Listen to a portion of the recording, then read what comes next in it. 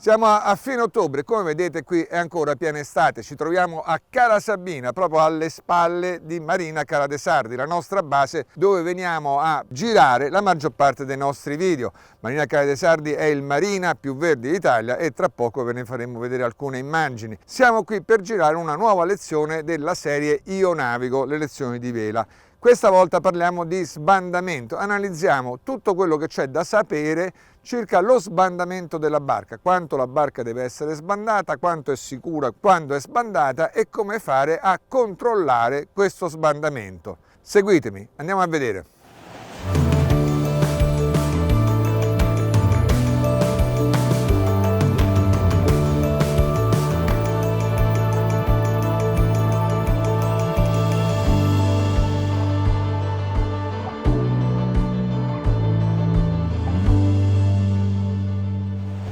Siamo davanti a Tavolara, a poche miglia da Marina Cala de Sardi in Sardegna, costa nord-orientale.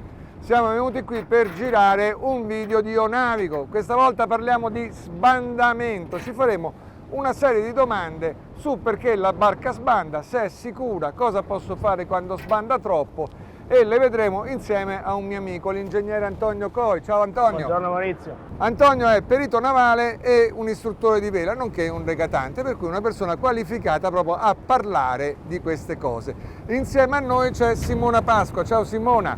Simona è uno skipper del team di NSS Charter e in queste condizioni sta veramente a casa sua, per cui sarà una mano utilissima proprio. Andiamo a iniziare con la prima domanda. Antonio, chi si trova per la prima volta in queste condizioni si fa sicuramente una domanda.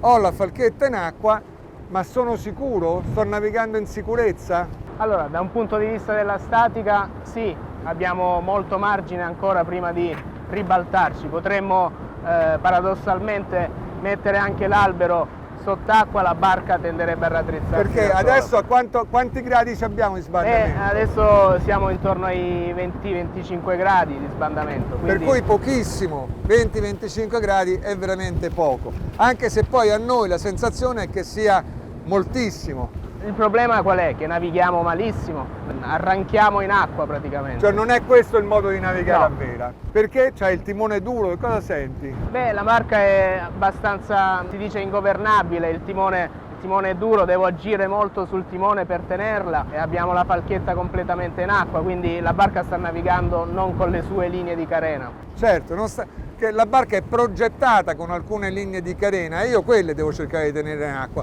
In questo momento invece in acqua io sto tenendo il bordo libero, ovvero sia l'unica parte dello scafo che non è stata progettata per entrare in acqua. Ma allora adesso mi spieghi perché la barca sbanda, perché io sono in questa situazione? Sì, dobbiamo considerare che sulle vele, quindi si creerà una forza risultante applicata sul centro velico e l'insieme di tutte le forze aerodinamiche che concorrono allo sbandamento. Dobbiamo considerare che giù abbiamo tutta una serie di forze idrodinamiche che concorrono invece a creare una forza opposta sul nostro fanno lo sgambetto. Sul nostro piano di deriva. Esatto. Benissimo. Allora, come funziona? Voi immaginate tutte le forze che si esercitano sulle vele hanno un centro, da questo centro parte un vettore. Voi immaginate come se questo vettore fosse una freccia. Più io cazzo le vele, più questa freccia si sposta di lato. Più si sposta di lato, minore è la quantità di forza che io prendo dal vento per avanzare e maggiore invece è la quantità di forza che io trasformo dal vento per sbandare e per scarrocciare. Anche perché sotto io ho la deriva che ha comunque un profilo alare.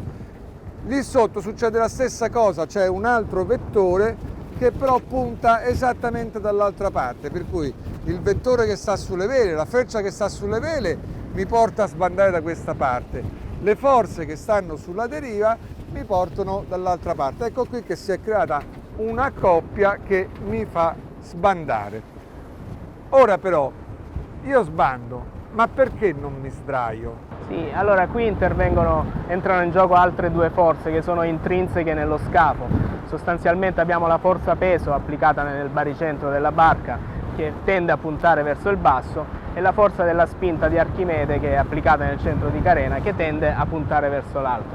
Quando siamo fermi in porto la barca è trasversalmente dritta e in equilibrio e quindi queste due forze si trovano sullo stesso asse, una annulla l'altra e la barca galleggia dritta. Tranquillamente. Quando siamo come in questo caso sotto vela, il baricentro rimane in quel punto lì, la forza peso tenderà sempre ad andare verso il basso, ma cos'è che cambia? È la parte di scafo che è praticamente immersa che va a spostarsi sottovento, perché abbiamo una metà che si trova tutta fuori dall'acqua e la parte sottovento che si trova immersa. Quindi il centro di carena, che è quindi il punto di spinta del volume dove sta galleggiando la barca, si sposterà lateralmente e questo fa sì che si crea una coppia, quindi due forze opposte ma con un braccio in mezzo, che quindi creerà una coppia raddrizzante. Benissimo, allora cosa succede? Quando io sono così sbandato, questa parte dello scafo è completamente fuori dall'acqua. Se voi vedete le immagini del drone, si vede che la barca è proprio fuori, quando invece quella parte è completamente dentro.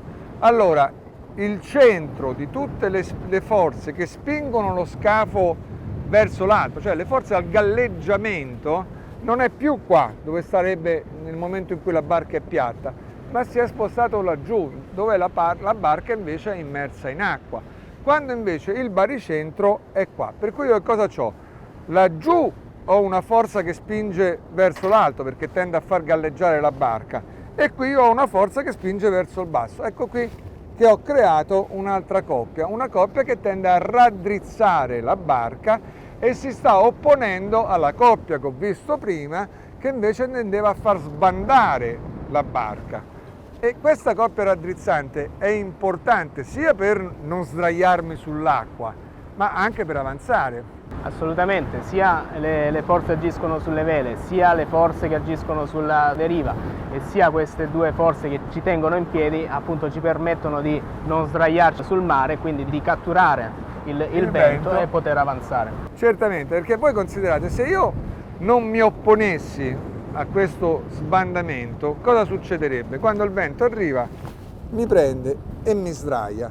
Non è tanto il fatto che mi ha sdraiato, è il fatto che io il vento non l'ho catturato, perché il vento mi ha sdraiato e se n'è andato, per cui io non ho avuto la possibilità di prendere l'energia di quel vento e trasformarla in forza d'avanzamento.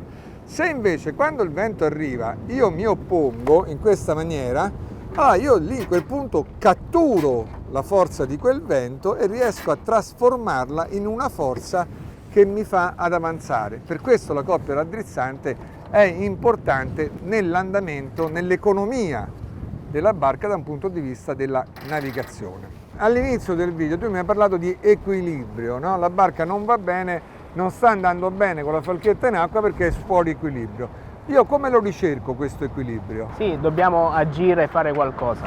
Ovviamente il vento è andato su, sull'intensità del vento non abbiamo la manopola, non possiamo farci niente.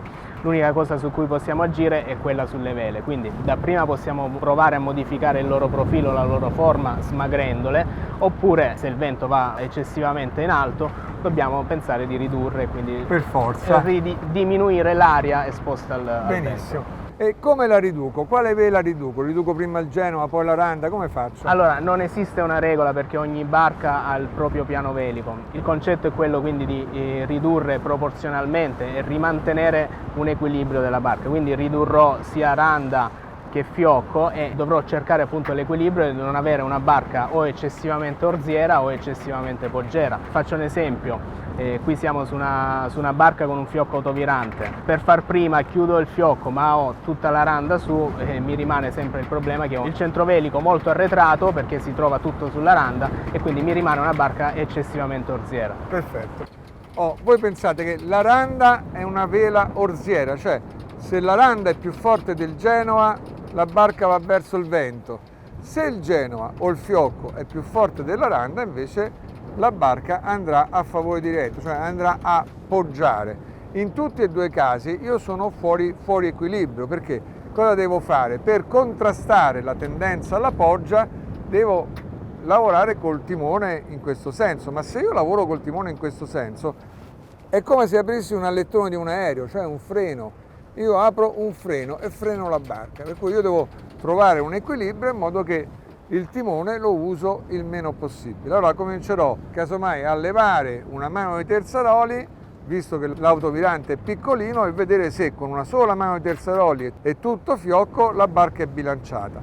Se la barca non è bilanciata e vedo che mi va alla poggia, comincio a girare l'avvolgifiocco finché non trovo il punto di equilibrio. Nel momento in cui trovo il punto di equilibrio sentirò che l'andamento della barca cambia completamente. Come cambia? Sì, sentirò innanzitutto che dovrò lavorare molto meno di timone, perché come hai spiegato prima a te, se la barca è sbilanciata dovrò correggere questo sbilanciamento. Sentirò la barca più veloce, l'acqua che scorre sullo scafo diventerà di nuovo non turbolenta, quindi non farà quel rumore sordo, ma sarà un bel flusso sull'acqua, e sentirò la barca stabile e veloce. Benissimo, e diventerà anche più veloce, perché il fatto di camminare tutti completamente sbandati ci rallenta, perché io non ho le linee d'acqua giuste in acqua, ma come abbiamo detto prima ho il bordo libero.